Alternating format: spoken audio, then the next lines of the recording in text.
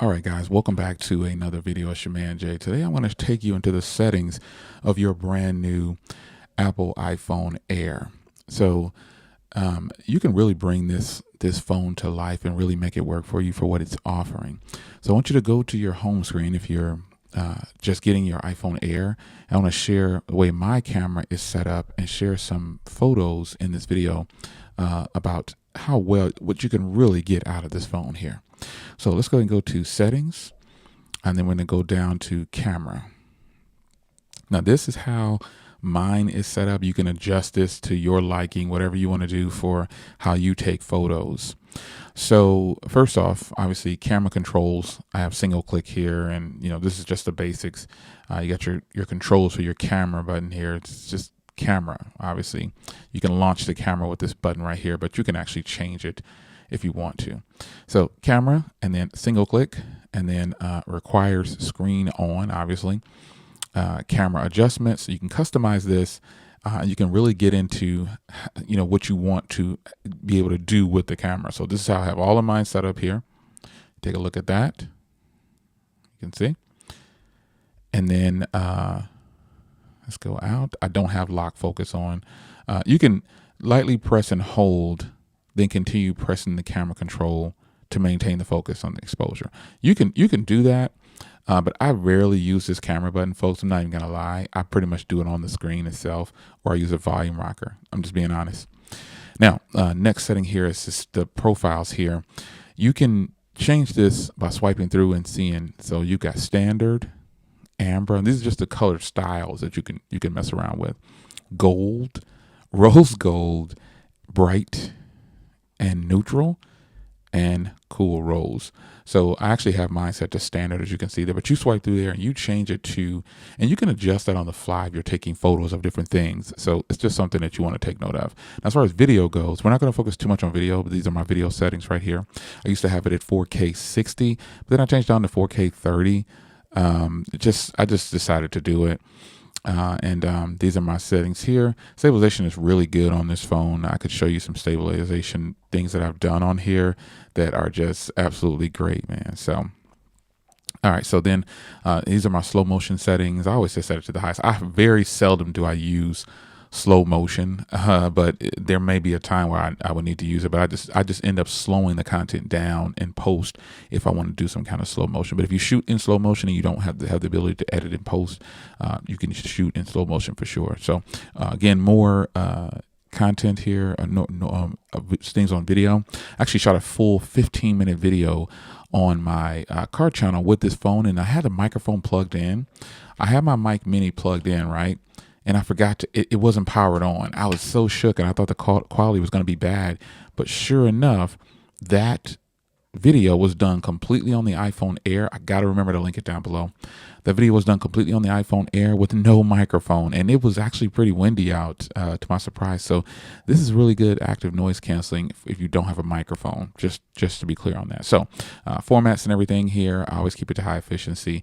Most compatible will change it, but I keep it to high efficiency. Now let's get into the photos here. I have it set to 24 megapixels and let you know approximately what the size of that's going to be.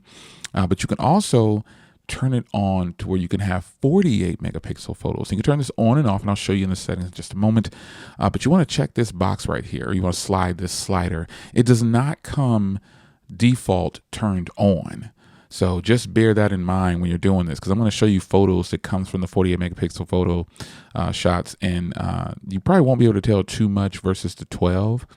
But I'll show you that. So make sure you turn that on, and then you can actually preserve your settings. You can preserve your camera mode. You can preserve your creative styles.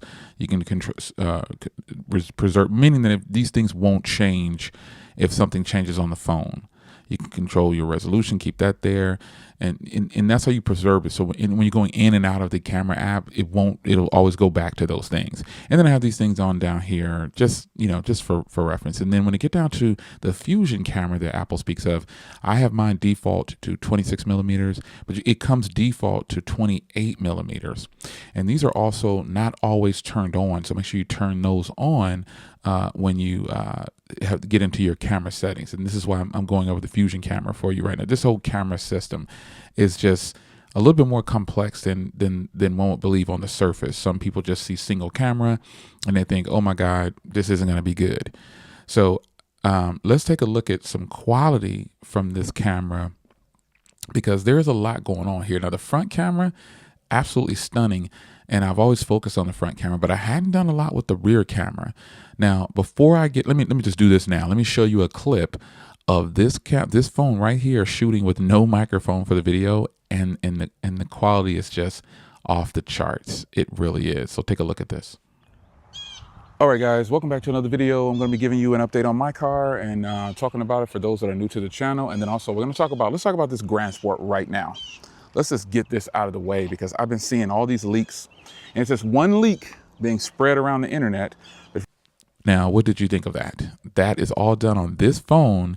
And I'll even go so far as, let me get into my photos here. I don't want to show too much, because I have it here. Yeah, here's that same, I did a couple of takes, and this is the rear camera with no microphone. I mean, it is absolutely stunning. This phone does phenomenal for video. Yeah.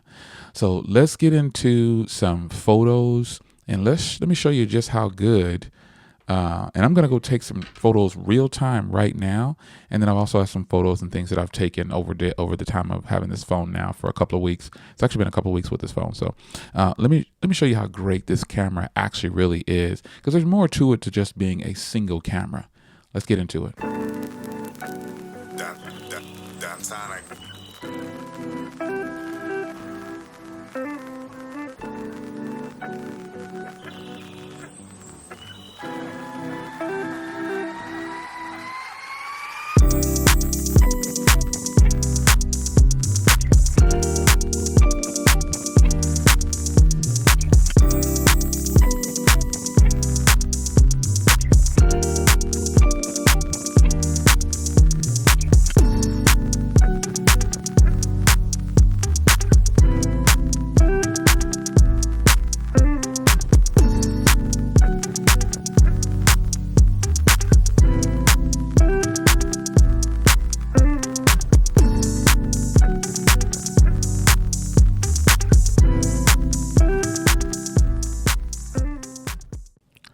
All right, guys. So I just wanted to go ahead and close out here.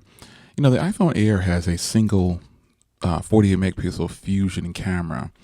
But as I pointed out, I actually shot an entire video, and I've done several videos on my car channel with this phone that'll be launching and coming soon.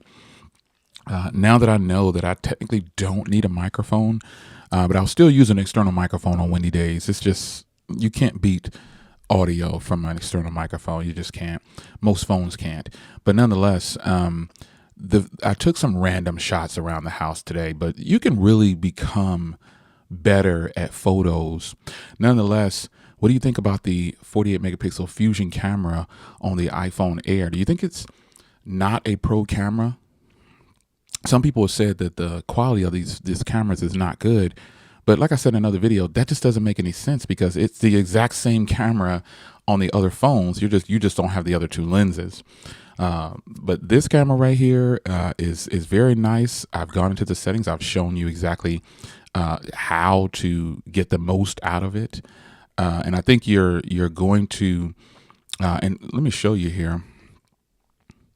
When you have yours set up, when you touch it, then you can see it changing there from 28 to 35 back to 26. And I told you I have mine defaulted at 26 right there. It came default at 28, but I have it defaulted to 26. And then up here is where you change your resolution from 48 to 24. So, you know, there's something to bear in mind. You can have more control over your device. You'll use a little bit more memory, but it doesn't matter, because these phones now come with a starting memory of 256. So if you got something higher than that, then you're doing even better. Anyway, I wanted to show you guys, and also this is how you change in between. I want to point out, I want to give credit to Grant Likes Tech, because he said, you know, even though this doesn't have an ultra wide lens, use pan. And he's absolutely right, technically. So I think that's a good way to get a wider shot if you want to. But I took some portrait shots with the rear camera just to show you. But I didn't want to focus too much on the front camera because we already know the front camera is absolutely stunning. And the front camera is the same on all the devices as well. So what do you think about this Apple's 48 megapixel Fusion camera now, and that and the sensor inside of here, I believe, is 24 megapixels, but you get the square. So this is absolutely great.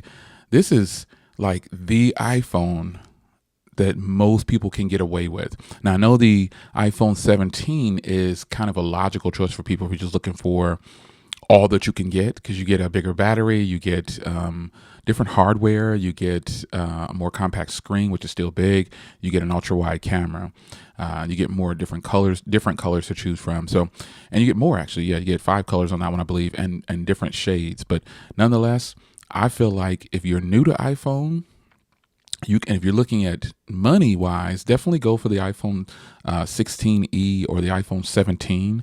But if you want to get the latest iPhone and you want something that's different and you want something that's still powerful, it has a pro chip. It's one thing I want to point out. There's been no overheating with this phone either.